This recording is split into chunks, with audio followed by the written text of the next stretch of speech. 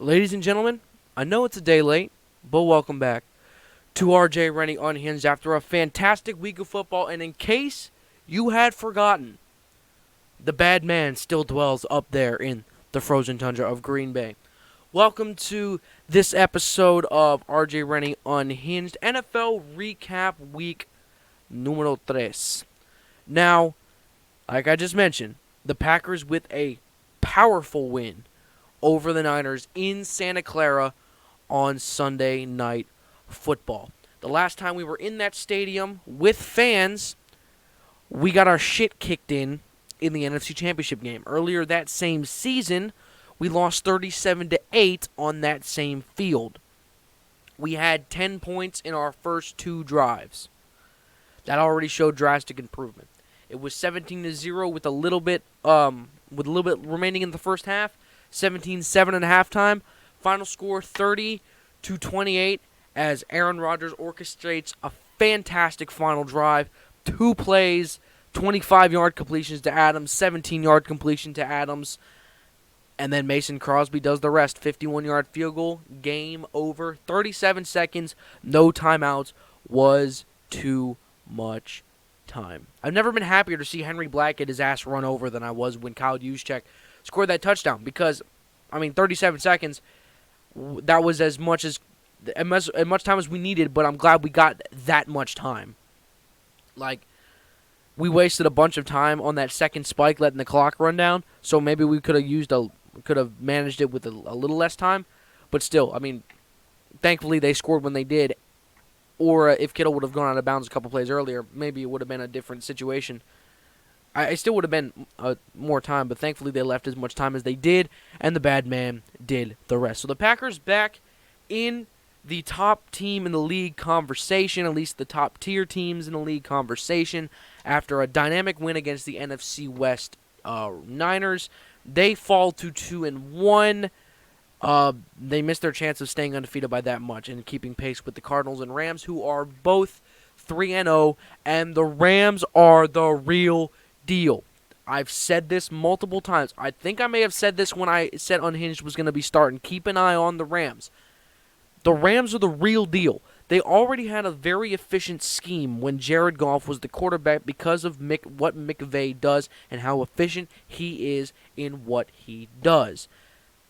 Now, Matthew Stafford has found a new favorite target in Cooper Kupp, and I am thankful that he is on one of my fantasy teams. He's the number one fantasy receiver, and he has, 5 touchdowns in 3 games? It may even be more than that. It's been a fantastic stretch for Cooper Kupp and for the Rams, starting off on this 3-0 hot streak and coming off a gigantic win at home against the Tampa Bay Buccaneers. Now, there is another thing we need to address too, and that is which teams have the most concern coming out of Week 3. I want to take your attention to the AFC West. Let's go through the standings here. Number 1 and number 2, I don't know which way they're ranked, how they're, I think it said the Raiders were in first place. So, Raiders, 3-0. Broncos, 3-0. Chargers, 2-1. Kansas City Chiefs, 1-2. We failed to realize how close the Kansas City Chiefs were to actually starting 0-3, saying that the past 2 weeks continue as they did, and Daniel Sorensen does not hook Baker's leg, and the Browns go down, score a touchdown, and win Week 1.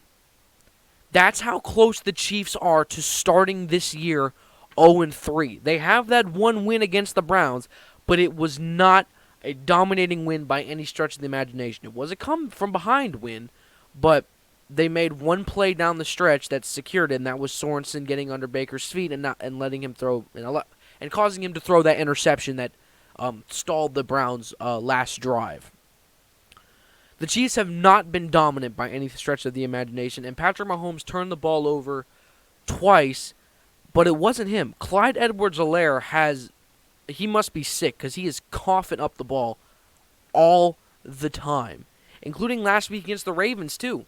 Going down trying to win that game, he fumbles, and the Ravens go and put the game away. He does the same thing against the Chargers. He fumbles the ball. It was at least 2 or 3 times that he fumbled, and they still kept giving it to him.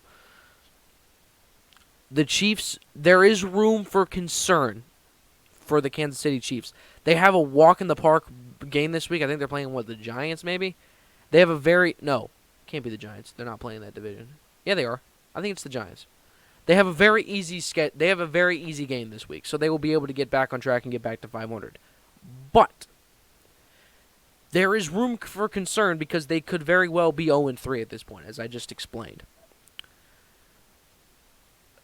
I don't know what has differed as far as how they're playing to start this season and the past couple seasons, but I did see this very weird graphic that put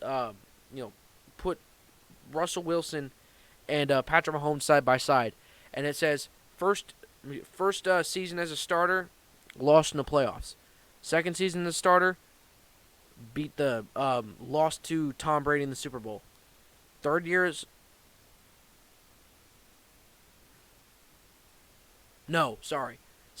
a starter, won the Super Bowl. Third year as a starter, lost to Tom Brady in the Super Bowl. Fourth year as a starter, started 1-2. Both Russell Wilson and Patrick Mahomes are in the same boat right now, and the Seahawks also have a lot of room for concern. What the hell happened? How did you lose to the Minnesota Vikings? Now, I know I'm jumping around here for a little bit, but I mean, there's a lot of teams to kind of discuss after Week 3. We've got some ones that have not been surprising, some ones that have been surprising. Like I just mentioned, the Chiefs are very surprising. There is room for concern, but they will be back to 500 after this week. They're playing the Giants unless Daniel Jones does something miraculous. The Giants are 0-3. The Jets are 0-3. The City of New York is 0-6. The New York football that's outside of Buffalo is absolutely terrible. There's no other way to put it. I feel for whoever is a Jets-Giants fan. I mean, just endure the suffering for the Jets and the Giants. I don't know, find a quarterback maybe. I have no idea what you have to do to get better. But I digress. The Steelers, we'll start with the Steelers. Steelers are in the basement of their division as well after dropping to the Bengals at home. Now, we saw how well Derek Carr and the Raiders have been playing. Derek Carr did not have his best game against the Dolphins. A very good game over in Vegas. Jacoby Brissett played very well. I think they're comfortable with him taking over the reins while Tua was out because he played an exceptional game against the Raiders.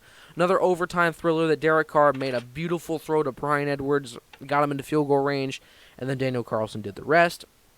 He also had a fantastic game against the Steelers, so that was understandable. Now, this is still the Cincinnati Bengals with a second-year quarterback. The second-year quarterback that threw 3 interceptions the week before against the Bears defense, who got their shit kicked in by Baker Mayfield and the Browns offense this past week. And the Steelers not only lose on their home turf, they lose by 14. They lose 24-10 on their home turf to the Bengals. Now, we all watched that game last year when the Steelers, Juju started dancing on logos, and then he got his ass kicked. I don't remember the DB that popped him, but Juju got his ass kicked and forced a fumble, and it got returned. So the Steelers and Bengals have history, but it's generally home field based. I did not expect the Steelers to get their ass kicked the way they did, and there is a lot of room for concern. There were a lot of conversations about how Big Ben would be this season, and he is disappointed in every facet. It's been extremely disappointing how he's playing. He's turning the ball over, not making decisions, and some of his turnovers are just bad. Just terrible throws, miscommunications. The only highlight of the team so far has been Najee Harris, and that's a rookie. Not a good start for the Steelers. I don't expect it to get much better anytime soon because they're in a division now with the Browns, the Steelers, and the team that they thought they were going to be able to get some leg up on, the Bengals, they just lost to. So I don't know what they're going to be able to do. Moving on to, we already talked about the Jets and the Giants. The Panthers stay 3-0, as I expected that they would on Thursday Night Football. They have a test this week. This upcoming game, I think it's a 1 o'clock game between the Panthers and Cowboys, will tell us a lot about both of those teams. It's another team that showed out on Monday night, and that's the Dallas Cowboys. Now, we saw the Dallas Cowboys barely lose to the Buccaneers on the opening day, on opening night, Thursday Night Football. Then we saw them barely beat the Chargers, who just beat the Chiefs. So the Chargers are a good team, and the Cowboys went on the road and beat them on a walk-off field goal. Then they went back home for their home opener and beat the brakes off of Jalen Hurts and the Eagles, 41-21. But the Eagles are not good. They are not. And they are very far from good. They will not have a winning record this season. They play in the worst division of football, and they will be the basement of the worst division of football unless the Giants want to keep playing the way they are. The Giants versus Eagles could be a really good game or could be a very bad game. I guarantee you it will probably be 0-0 going into overtime, and they're going to end it that way. There's just not a lot of good happening in both of those programs. But this week we have the Panthers versus the Cowboys. Now the Panthers had a very easy opening week against the Jets. They took down the Jets at home. Then they had the Saints coming off a 38-3 rout of my pack, and they dominated the line of scrimmage, unlike the Packers could. They protected their quarterback.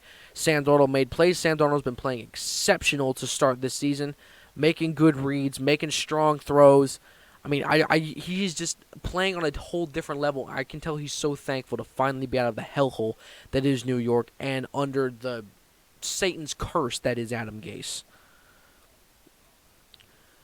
And then you have the Cowboys, as I just mentioned, coming off their rout of the Eagles. So you have a 3-0 Panthers team, I believe, at home against a 2-1 Cowboys team. This game will show you the extent of how these two teams are. Because, as much as I hate to say it, the Cowboys right now are the front runners for the NFC East. Washington will be their competition. We'll see how those games between them go. Last year, Washington absolutely obliterated them both times. It was not pretty. So we'll see how those games go. But Dak is coming back with a vengeance. He's playing good football. He's playing like the 4-year deal that they signed him to. He's actually playing well. We'll see how long it lasts, but he also played well for that 13-3 season he had his rookie year, and then he lost to the bad man in the playoffs. So keep an eye on that game this week. That will tell you a lot about how both of those teams are, because right now the Panthers sit on top of the NFC South at 3-0. They've been tested once by a divisional opponent, and they beat the brakes off of them. The Texans started a rookie quarterback on Thursday. It wasn't that much of a competition, but it was still a road win. So the Panthers do have that. However, there is room for concern for the Panthers because they lost CMC again to injury, and they lost their first-round pick, J.C. Horn, for most of the season. And that's a huge loss for them because he is extremely good. And it pretty much negates their first-round pick, when players like Micah Parsons were still on the board. I don't disagree with the pick, but unfortunately because of injury, it makes the pick rendered useless for Matt Rule's team. However, the way the Panthers have been playing this season, they've been playing some of the best complementary football that I've seen. They have a very solid core of receivers. All of them complement each other in what they do. One's a good deep threat, one's a good in-route, and they have tight ends that know how to get open and know how to get the football. They have one of the best receivers in football, one of the best running backs in football, arguably the best dual-threat running back in football in Christian McCaffrey. They have a pretty decent rookie behind him in Chuba Hubbard. At least he was good at Oklahoma State. He hasn't been as electric now. And they have a quarterback who's playing with reckless abandon right now because he's just so thankful to be out of the shithole that he started his career in. This team and the defense, a pass rush that has been absolutely relentless, and a secondary that is strong. It's not the best, but it's strong, especially with J.C. Horn in it. This is a good football team. Is it a 3-0 football team? Not entirely sure. But it will be a good litmus test seeing against the Cowboys this week to see which of those teams are for real, and if it's a good game, we know both of them are for real. It will be a good game to watch, and I'm excited for what the Panthers do this season. As I've mentioned, this season of football keeps on giving so many good games, so many upsets. Some teams are knee-deep in the hurt locker, but there's still a lot more football to be played. But one thing's for certain. The Pack is back. That week one was a fluke, and we're here to show it the rest of the way. We got the Steelers coming up this week. Let's have at it. Thanks for tuning in to RJ Rennie Unhinged. We will see you next week for NFL Recap number 4. Peace out.